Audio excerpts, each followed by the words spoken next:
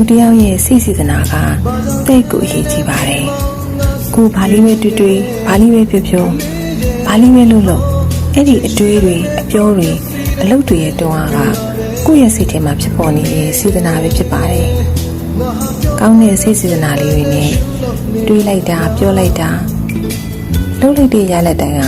ကိုယ့်စီကိုကောင်းမွန်လာပါတယ်ကံတရားပုံစံလေးတွေနဲ့တင်ရောက်လာတတ်ပါတယ်မကောင်းတဲ့စိတ်စေတနာဆုံးနဲ့ဒီလူတယောက်ကိုနှိမ်လိုက်မယ်ဝေဖန်အပြစ်တင်လိုက်မယ်ဆိုရင်လည်းအဲ့ဒီဝေဖန်ပြစ်တင်ခံရခြင်းတွေကကိုယ့်စီကိုအချိန်မရွေးတင်ရောက်လာတတ်ပါတယ်ဒါကြောင့်စကားလေးတစ်ခုပြောရမယ်ဆိုရင်ကိုမှန်ထဲမှာအရင်ကြည့်ပြီးကိုအရင်ပြောကြည့်လိုက်ပါဒီစကားကိုသာပြောခဲ့ရရင်လူခန်းစားရမလဲဆိုတဲ့အတွေ့အလေးနဲ့ကိုချင်းစာနာတဲ့စိတ်ကလေးထိလိုက်တဲ့အခါမှာတော့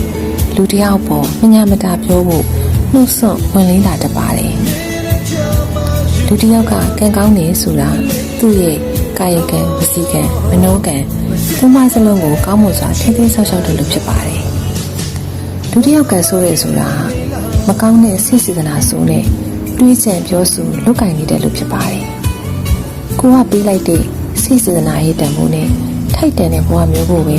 ပိုင်ဆိုင်ခွင့်ရကြတာမို့စိတ်စေတနာကောင်းလေးတွေထားဖို့လိုပါတယ်မကောင်းတဲ့စိတ်စေတနာဆိုတစ်ခုကိုယ့်ရဲ့အတွေ့အကြုံဝင်လာပြီဆိုရင်တခြားသူတွေကမသိနိုင်ရင်တော့ကိုယ်တိုင်ကတော့သိနေပါတယ်အဲ့လိုအခါမျိုးမှာကိုယ့်ရဲ့စိတ်ကိုကောင်းတဲ့ဘက်စီချက်ချင်းပြောင်းလဲယူရပါတယ်စိတ်စေတနာလေးတွေကောင်းမွန်လှပလာတာနဲ့အမျှကိုယ့်ဘဝကလည်းလှပကောင်းမွန်လာမှာသိကြပါတယ်